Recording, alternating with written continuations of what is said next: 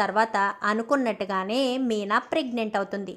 Meena pregnant అయ్యేసరికి ఒక్కసారిగా పా ప్రభావతి అయితే షాక్ అయిపోతుంది. ఇదేంటి, దీనికి ఎంత పని చెప్పినా కానీ దీనికి ఓపిక ఎక్కడి నుంచి వస్తుంది అని చెప్పి తిట్టుకుంటూ, అయినా ఇది ప్రెగ్నెంట్ అవ్వడానికి వీల్లేదు, దీనికంటే ముందు రోహిణియే ప్రెగ్నెంట్ అవ్వాలి, రోహిణిని హాస్పిటల్కి రమ్మంటే రాను అంటుంది, ఎలా రోహిణిని హాస్పిటల్కి రమ్మని చెప్పాలి అని ప్రభావతి ఆలోచిస్తూ ఉండగా ఇంకా ప్రభావతికి అయితే ఒక ఆలోచన వస్తుంది. సరే, నేను హాస్పిటల్కి వెళ్ళి అక్కడి నుంచి ఫోన్ చేస్తే ఖచ్చితంగా వస్తుంది కదా అని చెప్పి ఇంకా ప్రభావతి అయితే మీనాకు ఇంట్లో వంట పని అప్పచెప్పి, నాకు పనుంది నేను బయటికి వెళ్తున్నానని చెప్పి నేరుగా హాస్పిటల్ దగ్గరికి వెళ్తుంది. ఇంకా అలా హాస్పిటల్ దగ్గరికి వెళ్ళేసరికి అక్కడికి వెళ్ళాక రోహిణికి ఫోన్ చేయడంతో, ఏమైంది అత్తయ్య, ఎందుకు హాస్పిటల్కి వెళ్ళారు అనగానే, చాలా నీరసంగా ఉంది, ఒక్కసారి నువ్వు వస్తావా, ఎవరూ లేరు, మీనా ఇంటి దగ్గర వంట చేస్తుంది, అందుకే నేను ఒక్కదాన్నే వచ్చాను అని చెప్పనేసరికి, సరే అత్తయ్య ఇప్పుడే వస్తున్నాను అంటూ ఇంకా రోహిణి అయితే బయలుదేరిన తర్వాత అక్కడికి ఆ హాస్పిటల్ దగ్గరికి వెళ్ళాక ప్రభావతి అయితే నీరసానికి చూపించుకున్న తర్వాత డాక్టర్ దగ్గరికి వెళ్ళాక, పనిలో పని మా కోడలకు కూడా చూడండి, తనకు పెళ్ళయింది కానీ పిల్లలు పుట్టలేదు అని చెప్పి ఇంకా మాట్లాడేసరికి సరే అని ఇంకా డాక్టర్ లోపలికి తీసుకువెళ్తారు.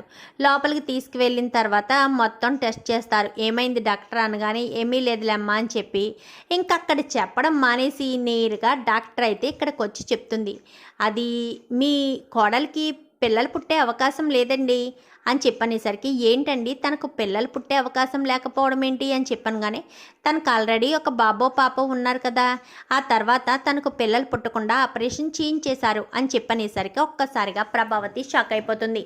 ఏం మాట్లాడుతున్నారు, తనకు పిల్లలు ఉండడం ఏంటి, తనకి ఈ మధ్యనే పెళ్ళయింది అని చెప్పనగానే, అవన్నీ నాకు తెలియదండి, తనకైతే ఒక పాపో బాబో ఎవరో పుట్టారు, పుట్టిన వాళ్ళు ఉన్నారో లేదో నాకు తెలియదు, కానీ తనకైతే ఆ సమయంలోనే పిల్లలు పుట్టకుండా కూడా ఆపరేషన్ చేసేశారు అని చెప్పనేసరికి ఒక్కసారిగా రోహిణి డాక్టర్ అని చెప్పనగానే ఇంకా రోహిణి వంక చాలా కోపంగా చూస్తుంది ప్రభావతి. అయితే ఏం మాట్లాడాలో అర్థం కాదు. అంటే రోహిణికి ముందే పెళ్ళయిందా లేక తప్పు చేసిందా, తప్పు చేస్తే కడుపు వస్తే తీయించేసుకుని ఇలా జరిగిపోయిందా ఏంటి, అసలు ఏంటో ఇదంతా నాకు అర్థం కావట్లేదు అని చెప్పి ఇంకా ప్రభావతి రోహిణితో ఒక్క మాట కూడా మాట్లాడదు. అత్తయ్య అని పిలుస్తున్నా కానీ పిలిచినా వినబడలేనట్టుగా అక్కడి నుంచి ఇంటికి వెళ్ళిపోతుంది.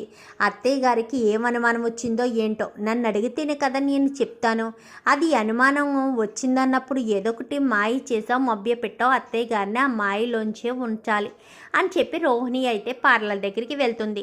ఏంటి అలా ఉన్నావు అనగానే, ఇలాంటి సంగతి అని చెప్పాను కానీ, అదేంటే అలా ఎలా చిక్కుకున్నావు, నువ్వు హాస్పిటల్కి వెళ్ళనని ముందు నుంచి చెప్తూనే ఉన్నావు కదా అని చెప్పాను కానీ, నేను అలా చెప్తూనే ఉన్నాను కాబట్టి అత్తయ్య గారు తనకు ఒంట్లో బాగోలేదని హాస్పిటల్కి పిలిపించి మరీ నాకు డాక్టర్తో చూపించేశారు, ఏం చేయాలో ఎలా చేయాలో అర్థం కావట్లేదు అని చెప్పాను కానీ, ఏదైతే అదయింది, నువ్వు డైరెక్ట్గా ఇంటికి వెళ్ళిపో అని చెప్పనేసరికి ఇంకా రోహిణి టెన్షన్ పడుతూనే ఇంటికి వెళ్తుంది.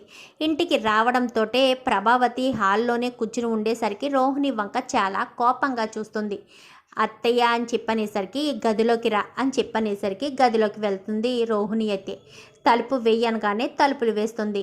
అది అత్తయ్య అని చెప్పను కానీ ఇంకా చెంప చెల్లు మనిపించేసరికి అత్తయ్య అని చెప్పను కానీ, ఏంటి నువ్వు తప్పు చేసే మనిషివా, కడుపులు తీయించుకునే మనిషివా, నువ్వింత తప్పుడు మనిషివని తెలియక నా ఇంటి కోడలుగా చేసుకుని నా మనోజ్ జీవితాన్ని నాశనం చేశాను, ఎన్ని తప్పులు చేసి ఎన్ని అభాషణలు చేయించుకున్నావే, అందుకే ఇక ఏకంగా నీ తిరుగుళ్ళకి ఎలాంటి అడ్డం ఉండదని ఏకంగా పిల్లలు పుట్టకుండానే ఆపరేషన్ చేయించేసుకున్నావు కదా, ఎంత మోసం చేసావే, ఎంత మాయ చేసావే, ఇంత ఎలాంటి దానివని నేను అస్సలు అనుకోలేదు అని చెప్పి అనేసరికి షటప్ అత్తయ్య అని చెప్పాను కానీ, ఏంటి నువ్వు చేసిన తప్పు గురించి వేలెత్తి చూపించేసరికి షటప్ అంటున్నావా అని చెప్పాను కానీ, అసలు నేను ఏం తప్పు చేశాను అని చెప్పాను కానీ, తప్పు చేయకుండానే మరి నీకు ప్రెగ్నెన్సీ ఎలా వచ్చింది, పిల్లలు ఎలా పుట్టారు, ఇప్పుడు చిన్న ఆపరేషన్ ఎందుకు చేంజ్ చేసుకున్నావు అనగానే, ఎందుకంటే నాకు ఇంతకు ముందే పెళ్ళయింది కాబట్టి అని చెప్పి ఇంకా రోహిణి ఆవేశంలో చెప్పేసరికి ఒక్కసారిగా ప్రభావతి షాక్ అయిపోతుంది.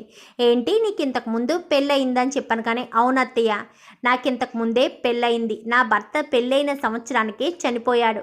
ఆ తర్వాతే నాకు మా బాబు పుట్టాడు. బాబుని చూసుకుంటూనే నేను ఇన్ని రోజులు బ్రతికాను. మా బాబును కాస్త మా అమ్మకు వదిలేసి నేను పట్నం వచ్చాను.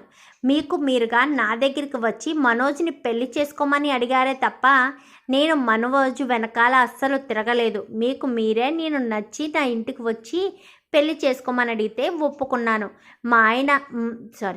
మా డాడీ మలేషియాలో కోట్ల బిజినెస్ చేస్తున్నారన్నా ఆయనతో మాట్లాడించలేదన్నా కానీ ఏం మాట్లాడలేదు అని చెప్పనేసరికి ఒక్కసారిగా ప్రభావతి షాక్ అవుతుంది. ఇప్పుడు ఈ విషయాన్ని నేను బయటపెడితే ఇప్పుడు లక్షల మింగినోడా అంటూ మొదలెట్టే బాలు ఇప్పుడు రోహిణిని ఏమంటాడో ఏంటో, ఇప్పుడు ఈ టెన్షన్లన్నింటి నుంచి నేను ఎలా బయటపడాలి అని చెప్పి ఇంకా ప్రభావతి అయితే టెన్షన్ పడుతూ ఉండగా, అవన్నీ మీరు చూసుకోండి నాకేం తెలీదు అని చెప్పి ఇంకక్కడి నుంచి అయితే రోహిణి వెళ్ళిపోతుంది. ప్రభావతి ఆలోచిస్తూ ఉంటుంది, ఏం చేయాలి, ఎలా చేయాలి, నాకేం అర్థం కాని పరిస్థితికి వచ్చేసాను అని టెన్షన్ పడుతూ ఉండగా ఇంకప్పుడే మనోజ్ వస్తాడు. ఏం జరిగిందమ్మా అని చెప్పాను కానీ ఏమీ లేదులే అని చెప్పి మనోజ్ అయితే చెప్తుంది. మరి ఇప్పుడు ప్రభావతికి తెలిసిన ఈ నిజం ఇంట్లో వాళ్ళకి తెలుస్తుందా? మరి అలా తెలిస్తే ఇప్పుడు లక్షల మింగినోడా అంటూ చెప్పుకొచ్చిన బాలు పెళ్ళయిందానా అంటూ మాట్లాడతాడా? అసలు ఏం జరగబోతుంది అనేది రాబోయే ఎపిసోడ్స్లో చూసి తెలుసుకునేద్దాం. మా వీడియో కనుక మీకు నచ్చినట్లయితే వెంటనే లైక్ చేసి మా ఛానల్ని సబ్స్క్రైబ్ చేసుకుని పక్కనే ఉన్న బెల్ సింబల్లో ఆల్ పై క్లిక్ చేయండి. ఎలా చేయడం వల్ల అందరికంటే ముందుగా చూడవచ్చు.